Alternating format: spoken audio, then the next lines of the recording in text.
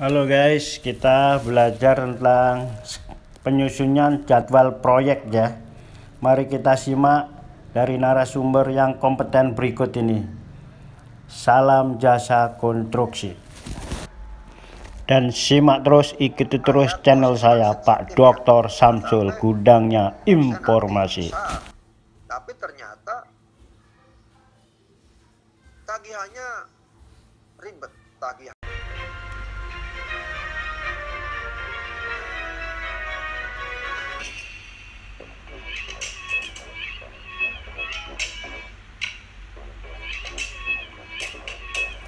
Keacuan kerja, apalagi sekarang nih, semua proyek produksi tahun 2021 wajib punya K3. Keselamatan, kesehatan, dan keberlanjutan.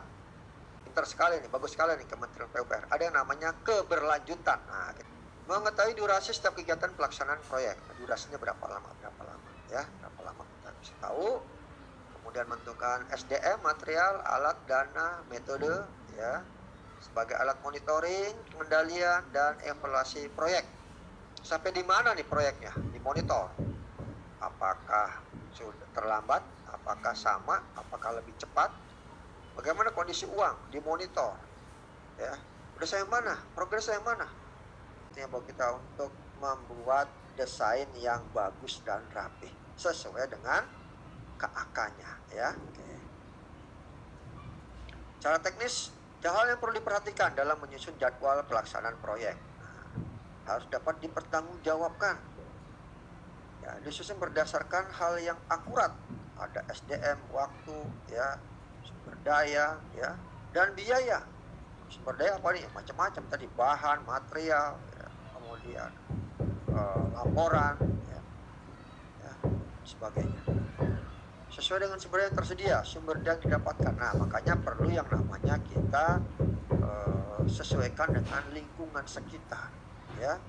Ya, kalau misalnya pekerjaannya di daerah Kalimantan, ya tentu saja sumber dayanya kita sesuaikan dengan kondisi Kalimantan, ya. Di mana mereka mempunyai kayu-kayu yang berkualitas yang tahan air, ya, misalnya seperti itu. Nah, kita pakai, ya. Kondisinya berawa, bagaimana kita mensiasatinya? Ya, konstruksinya pakai apa? Fondasinya pakai apa? Ya, cerucuknya pakai apa? Ya, harus sesuaikan. Kemudian SDM-nya bagaimana? Harus melibatkan juga orang yang di sana. Jangan kita semuanya impor dari kota-kota besar saja. Jangan. Nanti akan mendapatkan kecemburuan sosial. Di demo, repot lagi ada proyeknya, ya. Nah, perubahan dikomunikasikan. Jangan sampai ada perubahan dijamin aja, ya repot nantinya. Ya, salah komunikasi, akhirnya ketutup, ya, dicor, ternyata belum membuat perencanaan mengenai klonteng, ya, wah repot dah. Klonteng yang belum dibuat, belum dikasih tempat untuk shaft elektrika, wah repot. Belum dikasih posisi untuk naruh pipa biru, ya, air bersih, air kotor, pipa merah, hidran, fire system, wah repot nanti. Nah, ini harus dikomunikasikan. Jadi kalau ada fleksibel, ada perubahan-perubahan, dikomunikasikan di rapat, ya, dan dibuat notulennya, sehingga begitu ada perubahan kita bisa fleksibel. Jangan sampai terlalu kaku, ya. Nah, laku itu terlalu kaku, ya, di engineer, ya, repot nantinya, ya. Soalnya orang desain, ya, desain juga harus disesuaikan juga dengan kondisi di lapangan yang ada. Dibuat detail, nah makanya ada namanya DED, detail engineering design. Ada pradesain, ada DED. DED-nya, detailnya, sehingga nanti bisa dikerjakan, bisa diinstal, ya, kondisinya.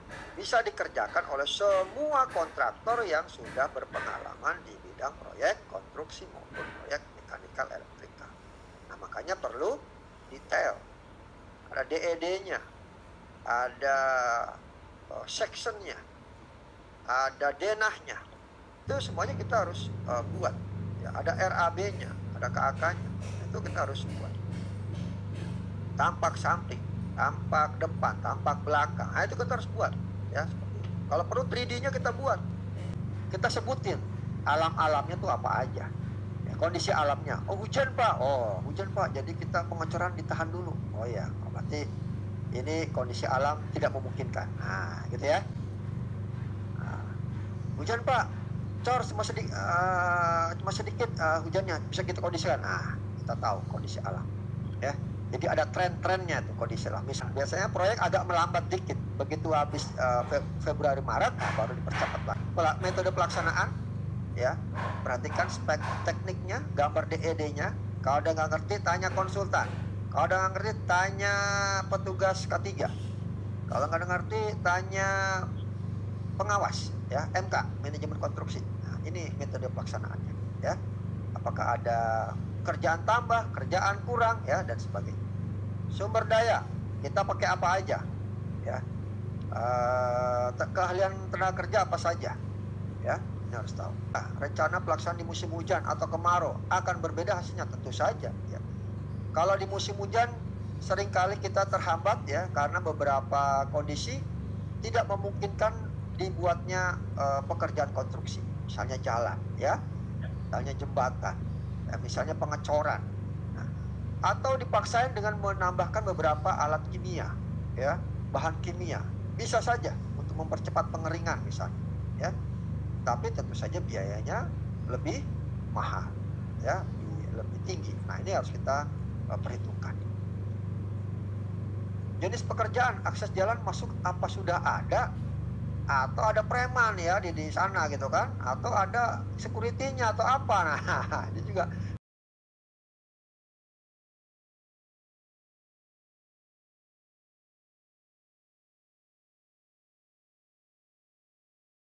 ya, faktor utama prediksi, ya, misalnya cuaca, kerusakan alat, kecelakaan kerja, masalah sosial dan sebagainya. Nah, ini perlu dibahas. Makanya kalau Bapak Ibu sekalian melihat RPP pemerintah mengenai Undang-Undang Nomor 11 Tahun 2020 tentang Omnibus Law jasa konstruksi khususnya Cipta Kerja, itu ada turunannya sekitar 850 halaman lebih, ya. Bisa di download tuh, ya, di Kementerian PUPR tentang RPP pemerintah khusus untuk, ya, turunan dari undang-undang tersebut. Nah, saking pentingnya ini pekerjaan, saking pentingnya proyek ini harus dibuat detail yang bisa mengakomodir semua stakeholder demi kepentingan pengembangan proyek konstruksi, ya. Insya Allah kita pastikan proyek ini selesai. Nah, ini, ya, contohnya, ya, kita mengerjakan proyek dengan menggunakan schedule jenis Gantt. Oke. Hitungan Gantt adalah sederhana, gampang dipahami, bermanfaat untuk komunikasi proyek. Untuk proyek sederhana yang tidak berkaitan dengan proyek-proyek besar, ya, untuk menggambarkan suatu kemajuan sesungguhnya dalam pelaporan, mudah dibaca dan efektif komunikasinya, ya, karena sederhana.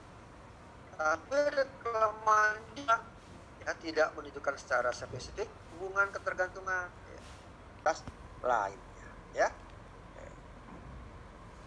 Baik, yang ketiga, tadi 1, 2, tadi aktif sederhana, Gantt. Yang ketiga, diagram part, ya, program evaluation and review teknik. Nah, ini adalah satu model manajemen proyek yang didesain untuk analisis mempresentasikan tiap pekerja dalam proyek, ya. Kelebihannya adalah dia mempresentasikan relasi antar aktivitas sesuai dengan pelaksanaan proyek besar, ya, lebih efisien.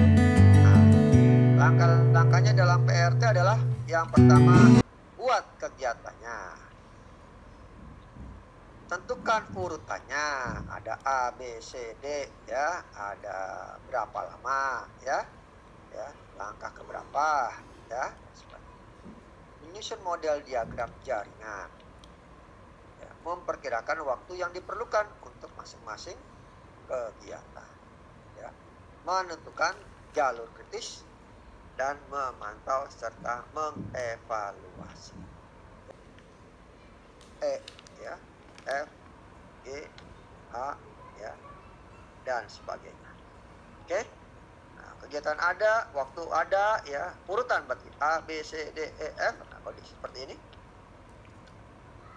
Ya, ini ada dummy 1, dummy 2, ya.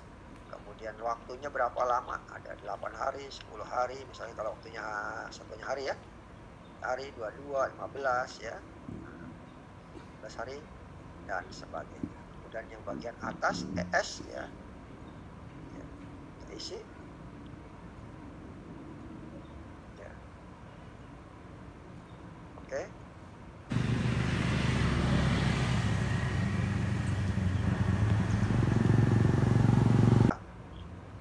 Berapa? 8 ya. Oke, kita isi. Kemudian bagian backnya ya, backnya ya, kita isi. Ya. Nah, ini adalah pembuatan dengan menggunakan PERT ya. Nah, PERT dengan menggunakan waktu mulai tercepat ya, early ya, untuk masing-masing kegiatan dan waktu terlama, let ya, let function. Jalur kritis terjadi jika memiliki ES dan LF yang sama. Select menunjukkan waktu kegiatan yang dapat ditunda tanpa mempengaruhi total waktu penyelesaian proyek. Nah, ini ya. Nah, tunjukkan jalur kritis. Nah, tadi kan kita kasih tahu nih. Jalur kritis adalah yang memiliki ES dan LF yang sama. Nah, kalau di sini ada apa namanya? Ada soal, Bapak Ibu, tentukan jalur kritisnya mana. Nah, lihat aja, ES sama ya, LF yang sama. Nah, ini kan sama nih, ini berarti jalur kritis. Ya kan? ES, LF sama, 88 sama nih. Oh, berarti jalur kritis. Ini 1630. Oh, beda, berarti bukan nih. Ini sama, tarik ke sini. Kok nggak bawah? Nah, ini kan beda. Ya, beda. Terus dari F kemana nih? Dari E kemana? Ke H ya, karena ini jalur kritis 50. Sama 50-50. Sama dengan LF dikurang WK. C, mana C? Ini ya C ya. Kan? 20 kurang 12 sama dengan 8. Ya kan? Nah, 8. Slacknya adalah 8. Ya? Gitu ya. S mana jadi? Dan seterusnya ya, dan seterusnya. Oke. Oke. Nah.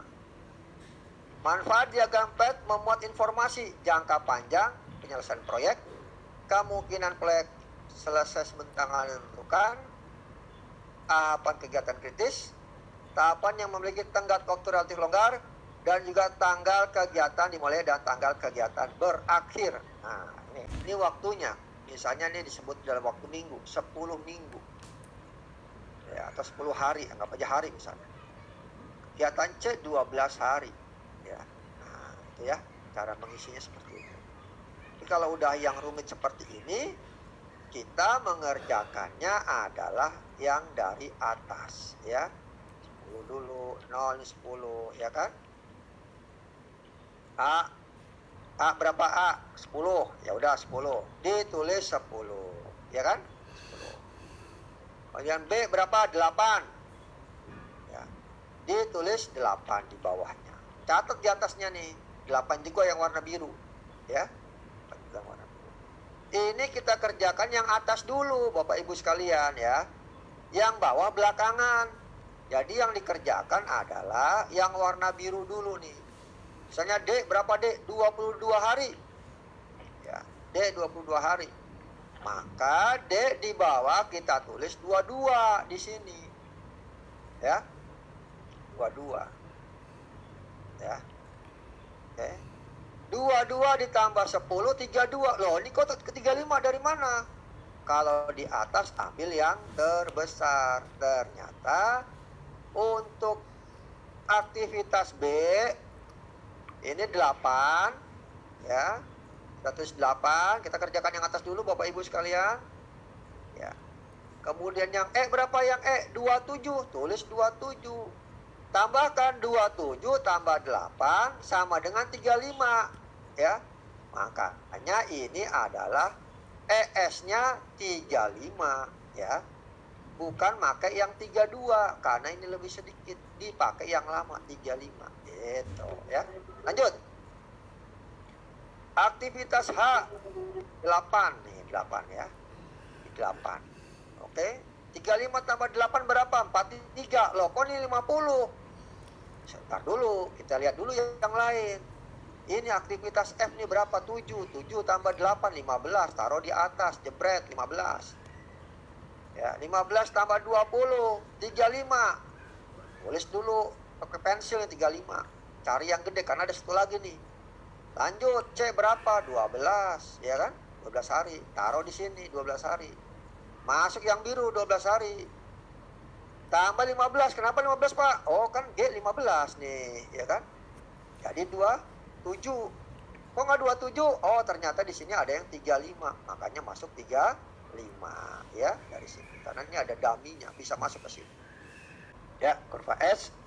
Nah, ini kurva S telah digambar oleh Warren Hanum ya, terhadap suatu proyek. Nah, oke, kemudian juga kurva S juga sangat menarik dan sangat populer. Beberapa kali saya mengerjakan di proyek ya, banyak project manager dan team leader itu biasanya banyak menggunakan kurva S ya. PRT kadang-kadang aja ya, tapi kurva S sudah pasti ya, tempel jebret ya di direction kit ya, di office ya kan, di kantor lapangan tuh ya, di base camp. Sampai mana nih? Sampai mana? Nah, ini anak Bapak Ibu sekalian, kita harus bisa memahami banget nih ya, namanya kurva S ya, nggak terlalu sulit ya. Abang ya, kumulatif dari bobot ya, kemudian bentuk volumenya, oke, kemudian perintah pekerjaannya. Nah, ini contohnya kurva S ya.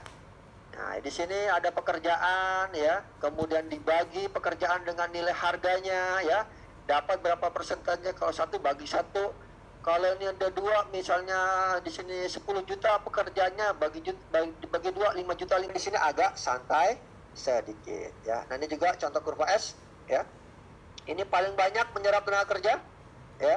Di sini agak santai karena baru pembukaan, di sini juga agak santai karena udah lebih dari 80% mau selesai ya. Nah, ini harus yang dicermati kurva S ya. Nah, tidak harus berbentuk S banget ya, tapi agak S boleh lah ya. Titik kritisnya jangan sampai terjadi keterlambatan ya. Nah, ini hati-hati jangan sampai terjadi ya. Pembagian bobot sama ya. Nah, sumbernya dari Bapak Insinyur Jojo Bagio. Iya, terima kasih. Terima kasih Pak Chandra.